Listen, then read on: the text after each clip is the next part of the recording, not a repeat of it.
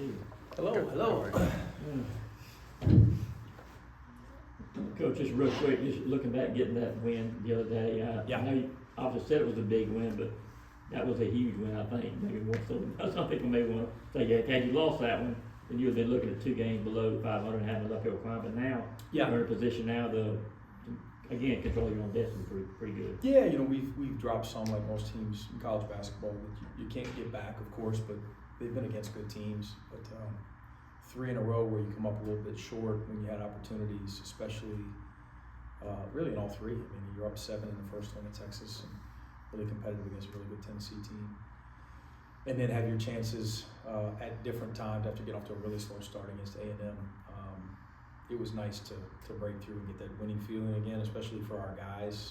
Had a really good week of practice, took advantage of the off week, and played as well as we've played. I mean, winning at LSU, defending at the level that we defended, especially getting off to a pretty slow start in terms of them scoring really efficiently early. But 40 minutes of pretty good focus and intensity from our guys.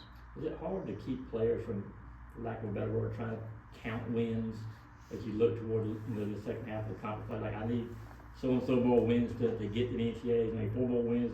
And they play now will get you at 500, which is typically a magic number. Is it hard to keep them from looking at that too much? Not for us. We don't talk about it. We just don't. It's about today was about today's practice. Really, I mean, we just put a lot into today's practice as a staff and as a team. Had a meeting, watched the video, came down, and just had a pretty good practice. Tomorrow will be about tomorrow's practice. That's it. Mm-hmm. That game Wednesday will be. That's it. Let's try to go 1-0 on Wednesday. But let's worry about tomorrow. The last practice leading into that one. We just take it one day at a time. Next play mentality, next day mentality, and again, just circling back to that initial conversation, early fall, and then we follow it up mid-season, coming back from the holiday break. That all of these games are opportunities. If you focus too much on a certain number of wins or how many quality this and that, quad 1, quad 2, you can't lose to this team, but you better beat this team, but you got to, it's just too much. Let's just get better. Let's just continue to improve, and if we're improving, good things will happen. I think Florida's only dropped 1 since the last time you saw them. What has them playing such consistent basketball right now? I think they've got the best front line in the country, and they've got talented guards around them. They've got quality depth. They're a top 10 defense. They're the best rebounding team in the country. Physicality, size, length, they're very good. They're very good. We'll have to play really well. Mike, you got Sumter back from illness, I guess, last week. Gave a contribution in the road game. What do you need from him in this game? Physicality, mature decisions, handling of emotions. Got to play like a starting mid-sophomore year guy. You got to produce, and whether that's him getting a handful of rebounds or him negating the guy he's matched up against, getting a few less, right?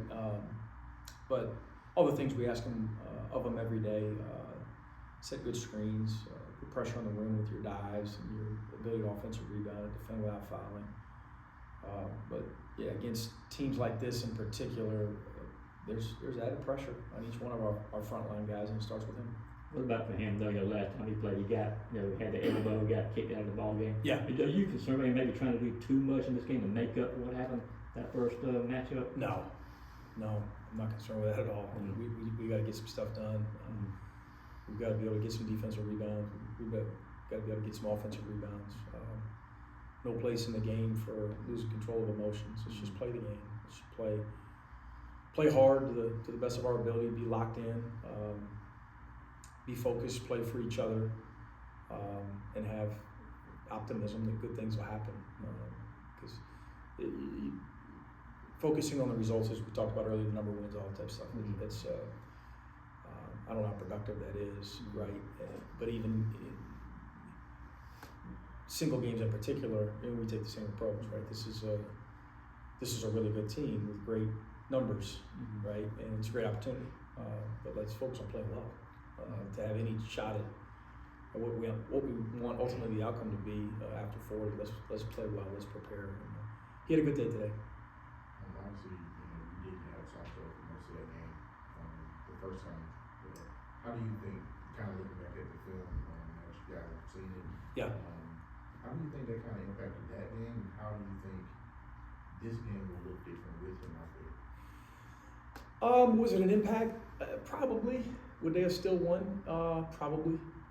They had their way just collectively on the offensive glass. Did a good job defending us. We played poorly in the second half, especially with our defensive floor balance, our transition defense, our rim protection, our lack of physicality in the paint. They were just, they picked us apart, our defense apart in the second half. And obviously, if he's out there, maybe he blocks a couple shots, maybe changes a few possessions, but they were a better team that night for sure. Coach Tom Salmon obviously coming off some great performances offensively. He got some trouble last time around. How do you contain that? He's such a good player. It's not, he's unique in that I think he impacts the game in so many different ways. I don't know that it's about containing him. We better compete with him because he competes every second he's out there, whether it's defensive transition or offensive rim running or sprinting to the corner or sealing a defender for his teammate or ripping it to his right hand 100 miles an hour. He can shoot it as well. He's a good cutter. He's a well-rounded, highly competitive basketball player. It's a big piece for them. So we got to just be ready to match his motor and his intensity first and foremost. You guys had a couple of big steals that turned into points against LSU and maybe create separation, I guess, at that point of the game, or maybe already leading, I don't remember, but how important is it to be able to turn Florida over and be effective in the post? It's important. That said, our decisions got to be sound. I think that a big factor in the loss in Gainesville were a number of poor decisions when we came up the floor, trapped when we shouldn't have trapped, when we got too aggressive with jamming the basketball and allowed players, in space and numbers, and they just finished at a really high rate. So we're not as aggressive in our presses right now. Anyone is playing us knows that as we were in our non-conference schedule for obvious reasons. And it took too long, honestly, to adapt. You're not going to play a team like Florida, like Texas A&M, like Texas, and just line them up and say, hey, we know we can turn these guys over 25 times. We're not that type of team. We could do that against some of the mids, but we got to pick our spots. And some of those turnovers we created the other night in the road win at LSU were in the half court, just being in the right, just positioning turnovers. And could have had a couple more too if we were a little bit more sound with our foul discipline. I'm guessing Ken Cashing's confidence level is a little bit more so than was that first matchup against Florida. Yeah, he's in a good rhythm. Yeah, what kind of impact could he possibly have on this if he's playing this as he's capable of? We need him to play well. I mean, he played really well in a home game here recently. Against Tennessee, of course. He's coming off this game where he played probably his best game of the season. But Florida's again their top 10 defense, right? And so they're going to be prepared. They'll throw different guys at him, I'm sure.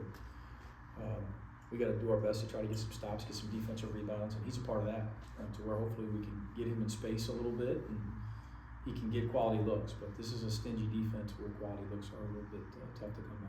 I think their last loss in SEC play was against Auburn. It's like their only loss in the last month and a half. Like, what can you draw anything from that game as to like how you can go about attacking Florida? Auburn much different offensively than we are. Did a really good job